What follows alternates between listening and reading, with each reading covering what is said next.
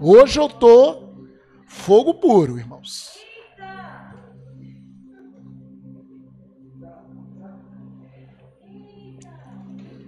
Romanos capítulo 1.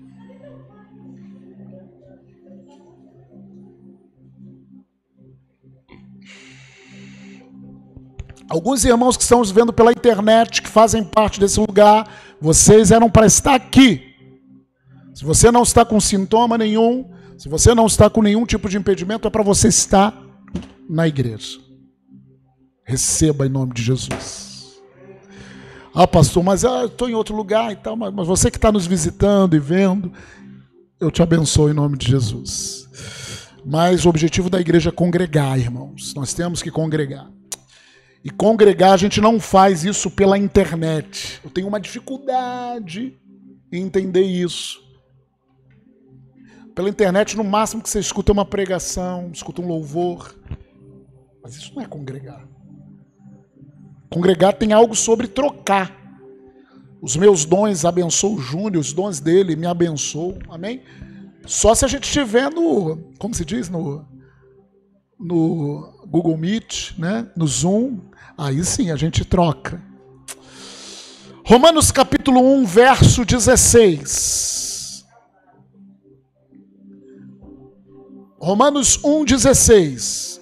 Pois não me envergonho do evangelho, das boas notícias. Das boas notícias. Evangelho é boas notícias.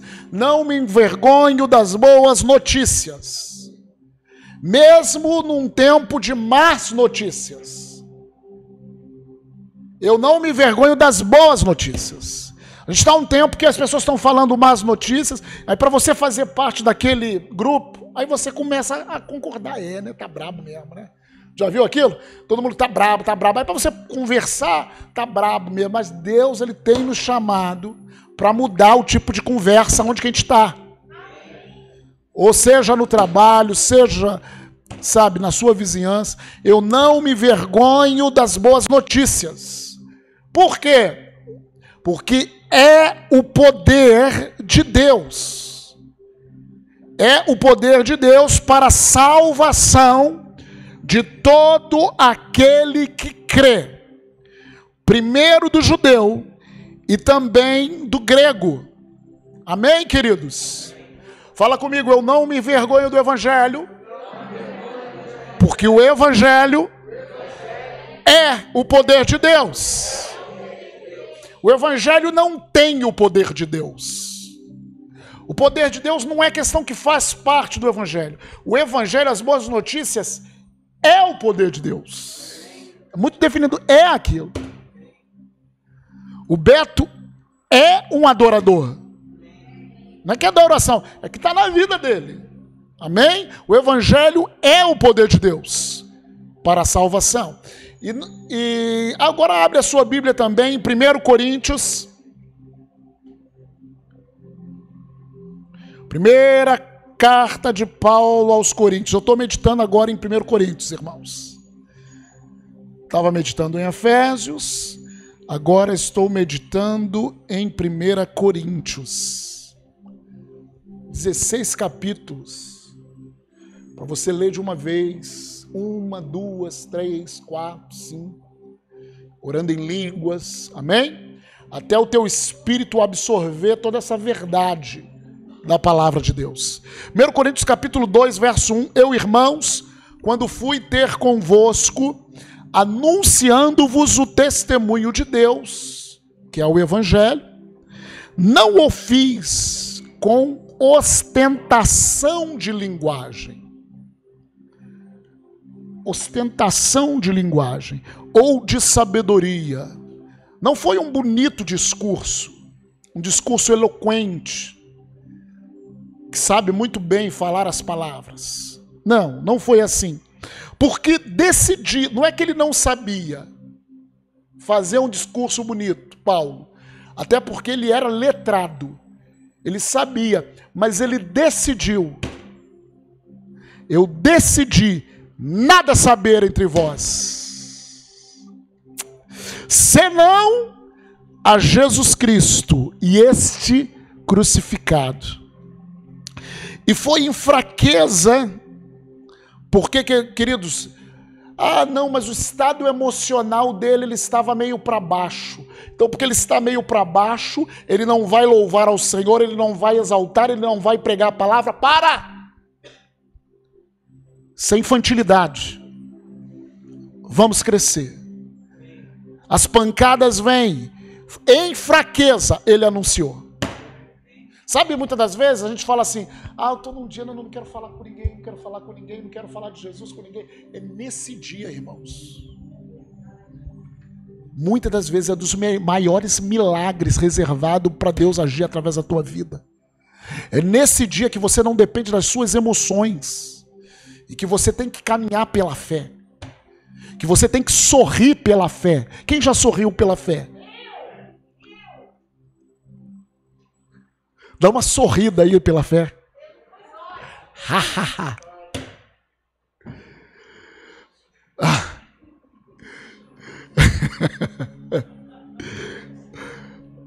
A gente tem que sorrir pela fé, irmãos. Porque a Bíblia fala que nós temos alegria. A alegria do Senhor é a minha força. Então eu tenho que sorrir pela fé. Mas pastor, você não sabe o que está passando. Nem você sabe o que eu passo. Ou você acha que Satanás não quer me derrubar? Todos os dias, todos os minutos, ele quer me derrubar. Ele quer te derrubar. Mas nós já somos mais do que vencedores.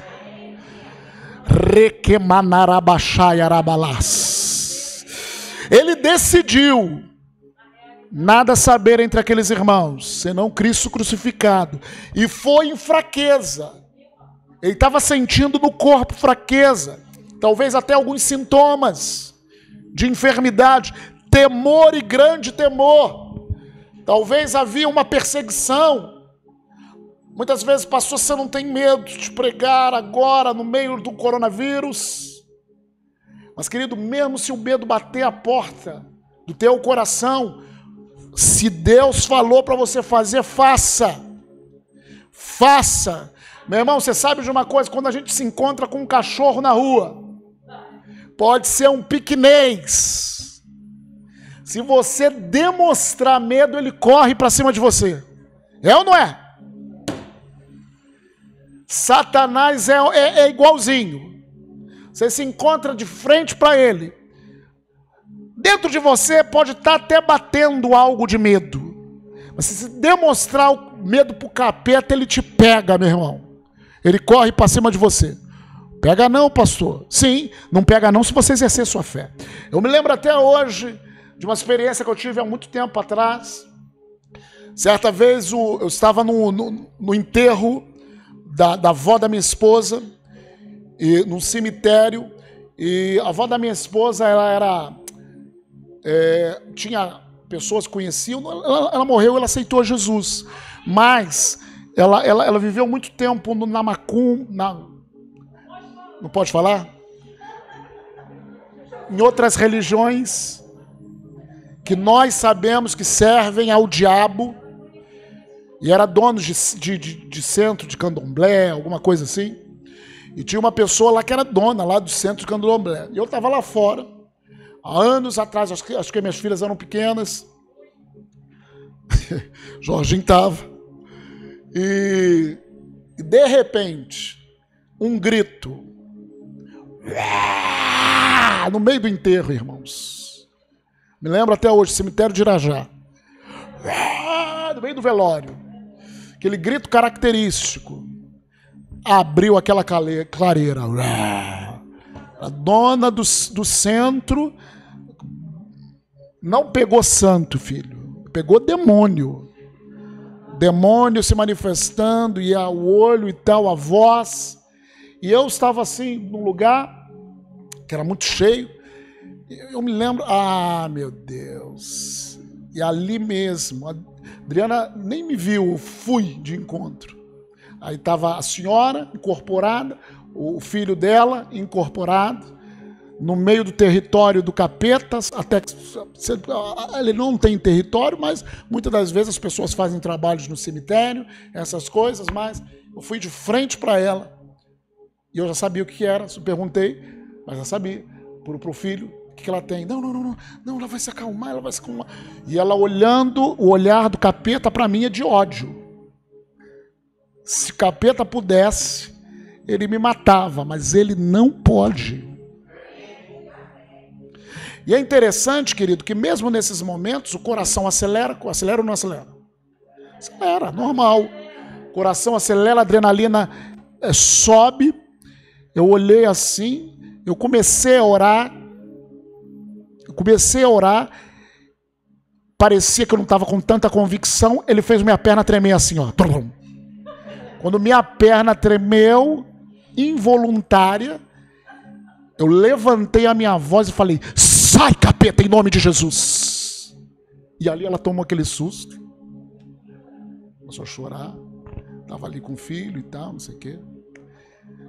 Mas o que eu quero falar isso para você? Mesmo Satanás tentando te intimidar, o espírito que está dentro de você, maior é aquele que está com você do que aquele que está no mundo. Mas, querido, nós transmitimos. Por isso que pastor é chato. Não, tem que ser. Você tem que amadurecer. No louvor aqui, tu tem que expressar, mesmo as suas emoções não querendo, você tem que expressar aquilo que é falado. Porque tem que sair como verdade de dentro de você.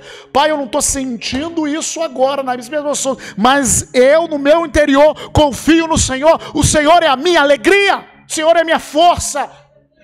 Eu quero te conhecer, Jesus. Eu te adorarei enquanto eu viver. Minha carne não quer te adorar, mas eu vou te adorar enquanto eu viver. Amém? Porque, querido, Satanás, ele tenta te forçar para ver o que sai de dentro de você. Mas se você está cheio do Espírito Santo, o que vai sair de você é poder de Deus. Amém. Então aqui no momento de louvor, adoração, já falei, exorto você de novo, fecha os seus olhos, canta, não sei a letra, olha, canta, não conversa com um, não conversa com o outro, não vai beber água, não vai no banheiro, vai louvar o Senhor teu Deus. Porque quando você louva o Senhor teu Deus, a Bíblia fala que você é cheio do Espírito Santo. Enchei-vos do Espírito Santo, falando entre vós com salmos e hinos cânticos espirituais. Então, queridos, a Bíblia fala aqui, ó, Paulo falando em 1 Coríntios capítulo 2, foi em fraqueza, verso 3, temor e grande temor que eu estive entre vós, a minha palavra e a minha pregação não consistiram em linguagem persuasiva de sabedoria. Não era simplesmente uma linguagem teológica muito bem elaborada, uma pregação muito bem, primeiro tópico, segundo tópico, introdução, finalização. Não era assim. O que ele falou é o seguinte, que a pregação dele não era isso. Mas, o que era a pregação dele? Demonstração do Espírito e de poder. Fala comigo, demonstração do Espírito e de poder. O que é demonstração, gente? Demonstração é quando você executa na frente da pessoa. Executa. Vou demonstrar para você como que faz um café. Eu boto o café aqui na máquina, eu boto a água, eu estou demonstrando para você. Eu ligo aqui, espera um pouquinho, tá vendo o cheirinho? É isso. Demonstrar você faz ali na prática. Então, a pregação dele não era algo só teológico. Olha, queridos, vocês estão falando com alguém que gosta de estudar. Eu gosto de ensino teológico, eu gosto de estudar a Bíblia, eu gosto de estudar história, eu gosto de estudar algumas coisas, original, gosto. Mas, querido, quando tem momentos que é muito mais do que eu gostar um estudo, eu até dou estudos direcionados pelo Senhor. Quando eu sinto que é para dar um estudo, por exemplo, discernindo os sinais dos tempos, eu entendi que eu precisava mergulhar ali. trazer um estudo. E se você ainda não viu todas as 13 aulas, está errado, gente. Vamos aprender da palavra. Escute o que o Espírito Santo fala. Vai lá, escuta. É bom, mas, querido, quando é para pregar o evangelho, quando Paulo estava aqui, olha, a demonstração do evangelho, a pregação do evangelho não era uma linguagem persuasiva, mas demonstração do Espírito e de poder. Para quê? Para que a vossa fé não se apoiasse na minha cultura, no meu conhecimento teológico, do que eu penso só. Sua fé tem que se apoiar em sabedoria humana, e sim no poder de Deus. Fala assim, a minha fé deve se apoiar no poder de Deus. Eu posso estudar a palavra, eu posso, querido, mas a minha fé se apoia não num estudo teológico, não numa doutrina de homens. A minha fé tem que se apoiar no poder de Deus. Por quê? Porque o evangelho é o poder de Deus. E nessa noite nós vamos começar a falar, e na semana que vem talvez nós terminemos de falar sobre o poder de Deus. A mensagem é o poder de Deus. Parte 1. Amém? Já dei a dica?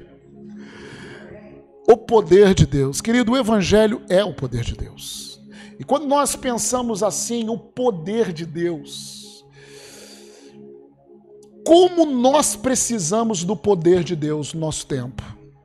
Nesse tempo, olha, se há um tempo que nós precisamos da manifestação, da demonstração do poder de Deus, é nesse tempo. Da minha vida e da sua vida. Nós estamos vivendo algo que nós nunca vivemos. É verdade ou não é? Se há um tempo que a igreja tem que demonstrar, eu e você somos demonstradores do Espírito e do poder de Deus, é nesse tempo. Se há um tempo em que a religião organizada, a igreja organizada, tem salinha para as crianças, meu Deus, está grande, enorme, uma boa filmagem, jogo de luzes, fumaça, nesse tempo perde valor. Enquanto as pessoas têm que ficar em casa, enquanto as pessoas são afrontadas por um inimigo que mata, que rouba e destrói. Querido, esse tipo de evangelho, de fogos de artifício, hollywoodiano, nem tudo aquilo que é muito lindo, muito técnico é adoração. Mas ao mesmo tempo, a adoração tem que ser cada vez mais perfeita para o Senhor. Você tem que dar tudo o que você tem. Você tem que se esforçar, mas você tem que tem que dar adoração para o Senhor.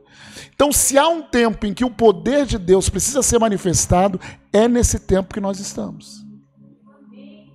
E quando nós começamos a compreender que nós somos aqueles que devem demonstrar o poder de Deus, porque muitas das vezes nós falamos, Senhor, derrama o teu poder.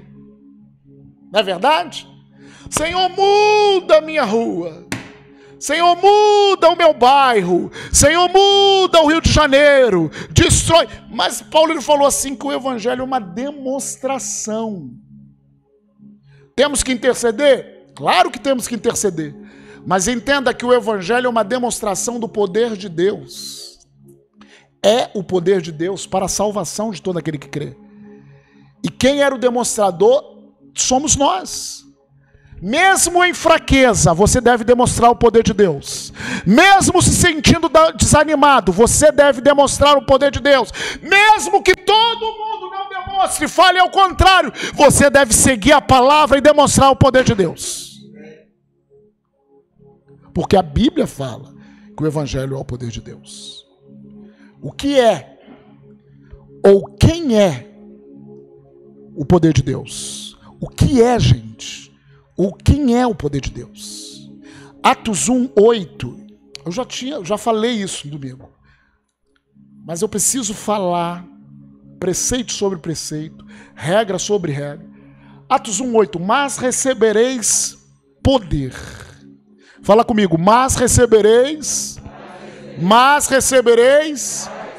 poder ao descer sobre vós o Espírito Santo.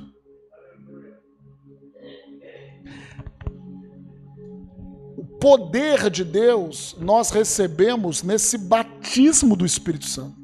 Quem já foi batizado com o Espírito Santo e fala uma nova língua, diz glória a Deus. Então tem muita gente que recebeu poder. Recebemos poder quando fomos batizados com o Espírito Santo. Quando o Espírito Santo veio sobre nós. Aqui, ele veio primeiramente sobre aqueles irmãos que estavam lá, 120. Era isso? No cenáculo? 120 que estavam ali, veio sobre eles. Mas a partir deles, nos alcançou o poder de Deus. É o poder que o mundo precisa, está dentro de você, meu irmão. E muitas vezes a nossa alma tranca esse poder num canto. Porque o Senhor ele não invade ninguém. Ele não força ninguém. O Senhor é muito... Ele respeita a nossa individualidade. E muitas das vezes a gente tranca esse poder de Deus, esquece ele, aí a gente passa até mal, a gente fica esquisito, e a resposta está dentro. A resposta está dentro. Senhor, tu estás dentro de mim. Essa consciência que ele está dentro de mim. Quem é esse poder de Deus? Em Gênesis capítulo 1, verso 2, fala que a terra era sem forma e vazia. A terra, porém, estava sem forma e vazia. Havia trevas sobre a face do abismo. Muitas vidas estão assim, sem forma, vazia e com trevas. Só que, querido, eu quero aqui, o Espírito de Deus pairava sobre as águas. O Espírito de Deus está lá. É interessante, querido, que tem muito crente que o que aparenta é estar sem forma, está vazio e ainda está nas trevas, tendo o Espírito Santo. Mas o Espírito Santo paira. No original, o Espírito Santo choca.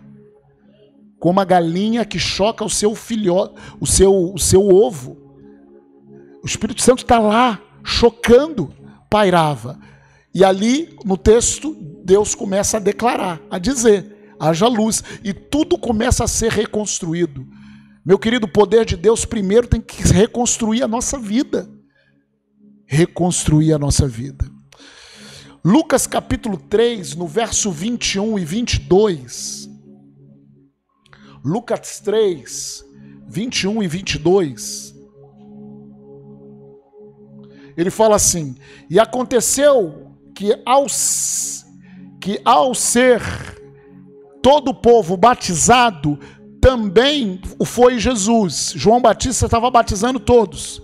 Jesus foi lá batizado. E estando ele a orar, o céu se abriu. 22.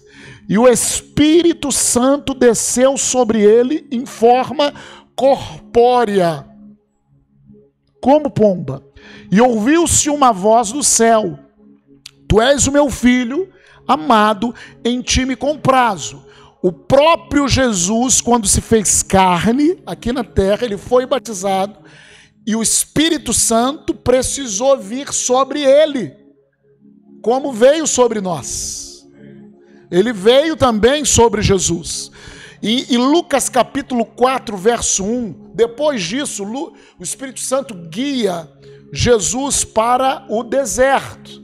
Jesus, cheio do Espírito Santo, voltou do Jordão e foi guiado pelo mesmo Espírito no deserto. Só um. Então, esse mesmo Espírito guiou Jesus no deserto. Porém, em Lucas capítulo 4, verso 14, depois que ele passou aquele tempo de tentação, ele voltou, e no verso 14 diz: então Jesus, no poder do Espírito, fala comigo, no poder De quem? No poder de quem? No poder de quem?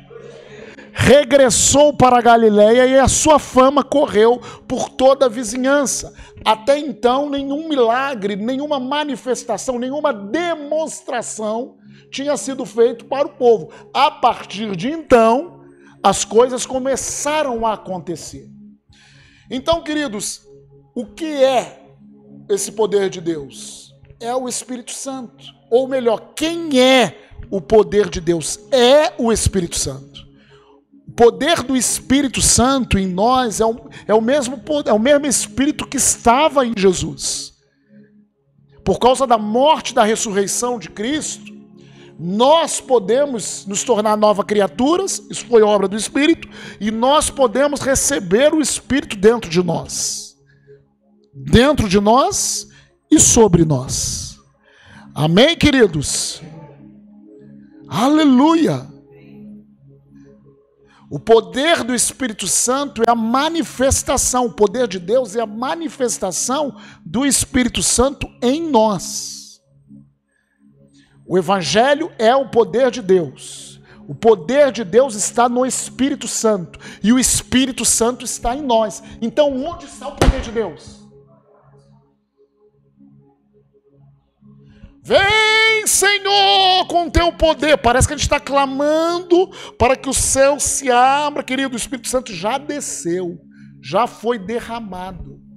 Alguém já impôs as mãos e você foi batizado com o Espírito Santo e orou em línguas. É ou não, Marlos?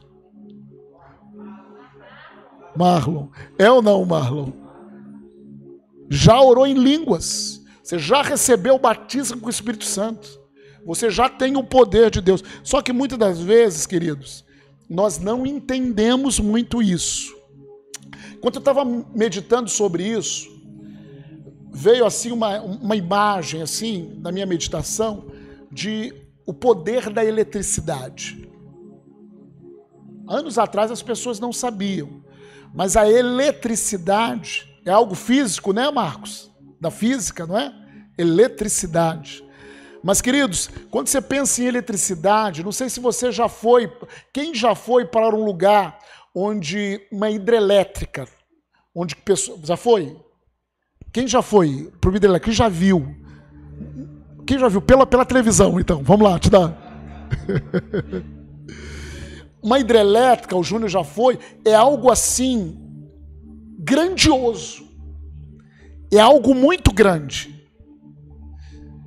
É aquele lugar onde que pega a água, eu não sei tecnicamente, talvez o Marcos saiba, mas é um lugar onde que pega a água e transforma aquela água em energia. É algo muito grandioso.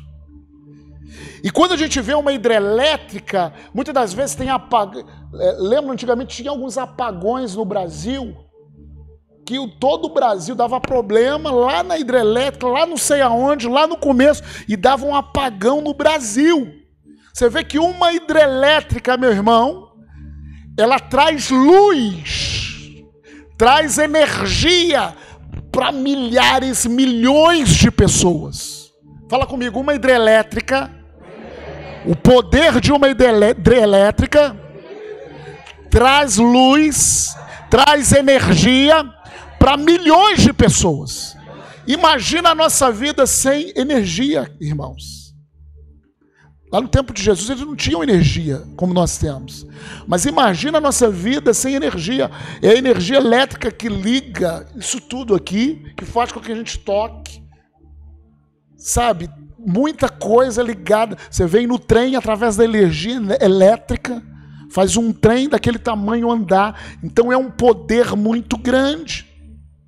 É verdade ou não é? Fazendo uma comparação muito simples, cada um de nós, cada um dos filhos de Deus, tem muito mais poder e energia do que uma hidrelétrica. Se uma hidrelétrica traz um poder da eletricidade, que aquele poder, meu irmão, às vezes aqueles cabos que passam lá, nem os cabos que ficam na rua a gente pode tocar, é verdade ou não é? Senão você é fulminado. Porque aquele poder ainda tem que ser convertido para que seja útil para nós. Para que não nos arrebente. Por isso que a palavra de Deus diz que não pode botar vinho novo em odre velho, senão vai arrebentar. Mas o Senhor arrumou uma forma de nós nascermos de novo, sermos cheios do Espírito Santo e não arrebentarmos. Mas nós temos uma hidrelétrica, ou seja, nós temos um poder dentro de nós, através do Espírito Santo, que pode iluminar, que pode salvar, que pode curar, que pode transformar milhões e milhões de pessoas. Só você, só eu, só uma pessoa, você pode transformar milhões, milhares e milhares de pessoas. Esse poder está dentro de nós. Assim como a energia elétrica passa por todo um sistema até chegar em casa para ser utilizada. Precisamos agora saber como esse poder do Espírito Santo pode ser demonstrado, pode ser liberado para abençoar as pessoas, para abençoar centenas, milhares de pessoas através da nossa vida. Amém, pastor? Entendi que eu tenho o poder de Deus. Amém, pastor? Entendi que o Evangelho é o poder de Deus. Amém, pastor? Entendi que a manifestação, quando o Evangelho é liberado, não adianta linguagem persuasiva, não adianta, é demonstração do Espírito de poder. Mas a questão é como. Porque muitas das vezes, queridos, nós temos um poder tremendo, e você está aqui nessa noite, e nós temos reunidos para saber como liberar esse poder absurdo, infinito, Criador do céu e da terra, o mesmo poder que ressuscitou Jesus dentre os mortos, o mesmo poder que ressuscitou Lázaro, o mesmo poder que multiplicou pães, o mesmo poder que abriu o mar vermelho. Pensa em coisas maiores aí, irmãos. É o mesmo poder. Porque o Espírito Santo era o poder. O mesmo poder que foi em Sansão e que Sansão fez assim, ó, no leão.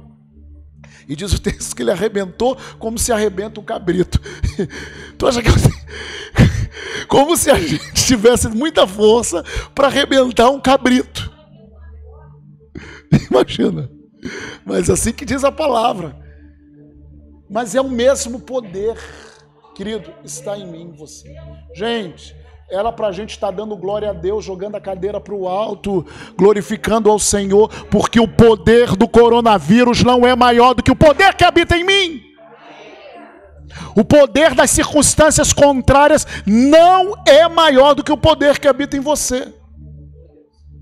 Não é maior. Mas o que nós precisamos saber é como o poder de Deus é liberado. Amém? Cenas para os próximos capítulos. Amém? Queridos, mas de tudo que eu comecei a falar, o que você tem que entender é que o Evangelho é o poder de Deus. Nós não estamos brincando aqui de nos reunir. Quando eu falo assim, irmão, vem na igreja, é porque você precisa. Por exemplo, o irmão Igor e o irmão Tiago. Irmão Igor e Tiago chegaram do trabalho agora.